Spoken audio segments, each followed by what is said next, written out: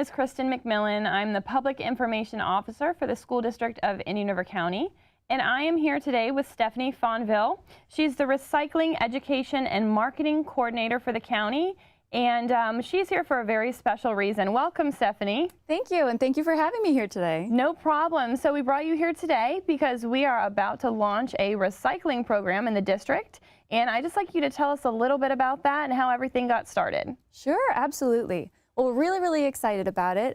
We actually went to the school district office and told them that we had found some grant opportunities to basically buy recycling containers. And we wanted to start off a pilot program at some of the schools, and they were really on board. They thought that was a really great idea. So we applied for 2 recycling grants to buy all the containers. One was from a company called Carton Council. It's a nonprofit, or well, it's an organization that was basically started by carton manufacturers. They wanted to see cartons being recycled more, so they created this grant that they could give to schools, because schools typically have a lot of milk cartons, they have a lot of juice cartons. So we applied for and received that grant, which was really exciting. And also Waste Management has a grant that is focused on bringing green to the community, any projects that would be great for the community as a whole. And schools are always, the kids are our future, so schools are always very good at having green environmental programs. So we spoke with the school district. We picked a couple of schools to start with. We had 4 schools, and their Pelican Island Elementary School is one, Rosewood Magnet Elementary School is another one, Storm Grove Middle School, and then the Vero Beach High School Freshman Learning Center. So we went and bought containers to put recycling containers in all the classrooms, in the offices, in the hallways. And then next week, we're actually launching it in the cafeterias. So we'll be there to help the kids navigate the new disposal station and kind of figure out how it all works. So we'll be in there, and we're really excited. A lot of people want to know, how did you choose these 4 schools for the program out of all the schools in the district? Absolutely. And I'll let you know, it was not an easy decision. It wasn't we just sat down and said, oh, these schools would be great. We picked a elementary school, a magnet school, a middle school, and a high school. So the Freshman Learning Center, we actually started there because it was a little bit smaller and a little bit easier to manage. Some of the high schools are very large. So we thought we'd kind of start the program there, get everything rolling, and then later on the goal is to try to get recycling into all the other schools. So the elementary school and the middle schools, it was a tough decision. Some of the schools already had a little bit of recycling in place.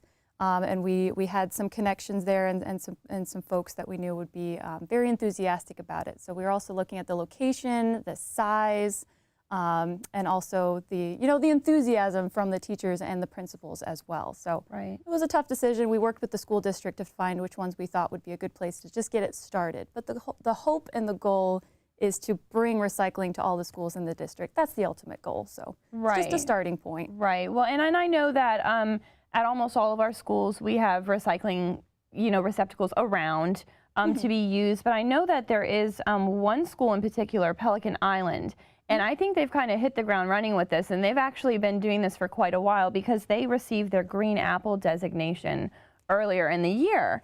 And they are working towards becoming a green school. And from what I understand, there's different requirements that they have to meet to receive the Green Apple designation and then to receive the Green School designation. And they're very closely monitored throughout this process. So based on our discussion, you were saying that when you first visited that school, that you noticed something special about them. And tell us a little bit about that. Yes, well, they had told us that Pelican Island had already started this, and one of the things that Pelican Island has started is a composting program. So that is new and unique, and I don't think any of the other schools have that. So they already had, as you said, they had some recycling going on.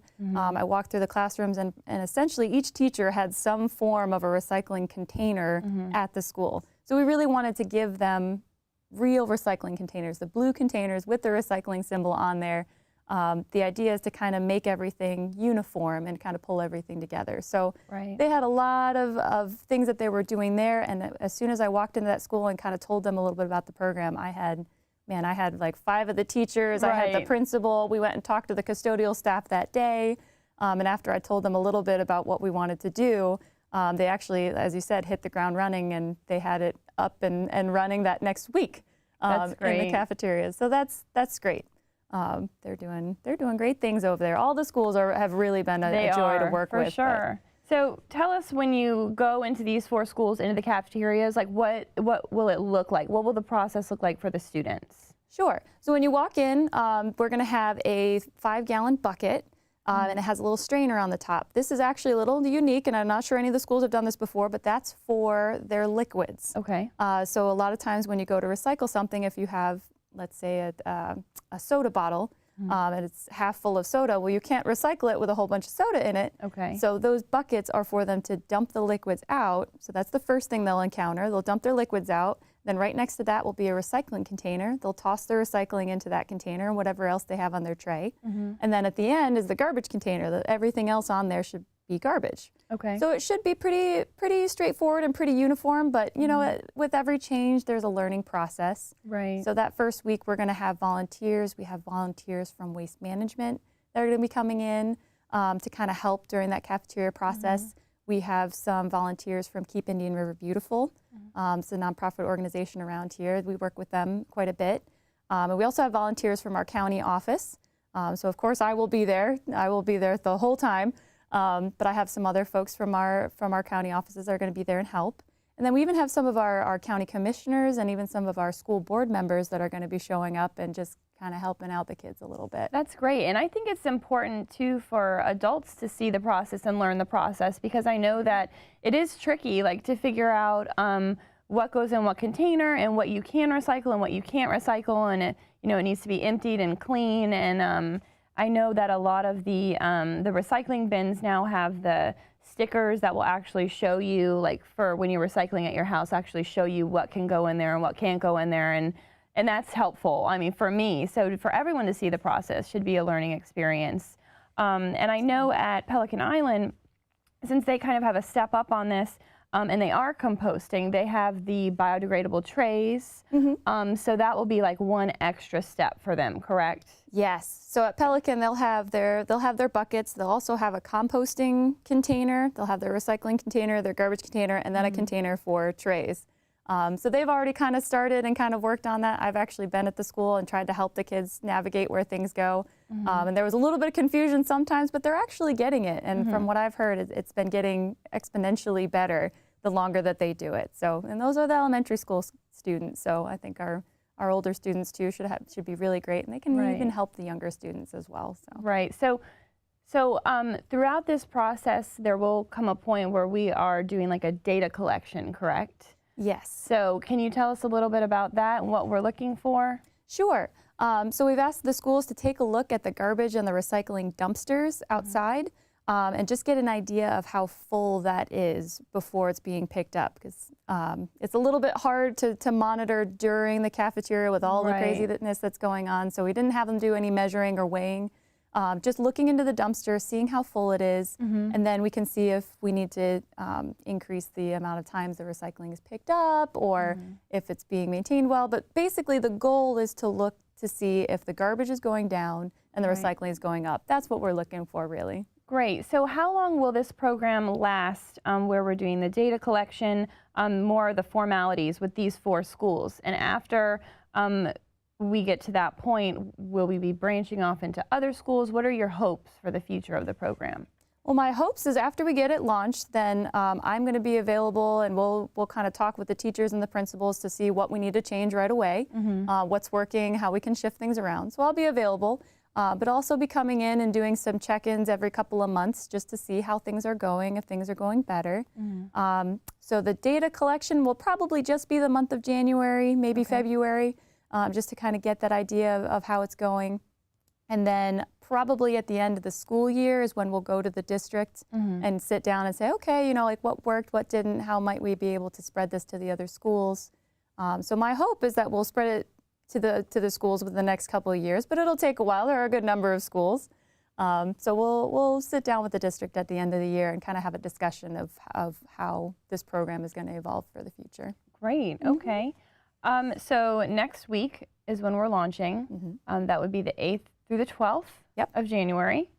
And like I said, we will be at the 4 different schools, and several community members and volunteers and county commissioners and administrators will be there, school board members, very exciting.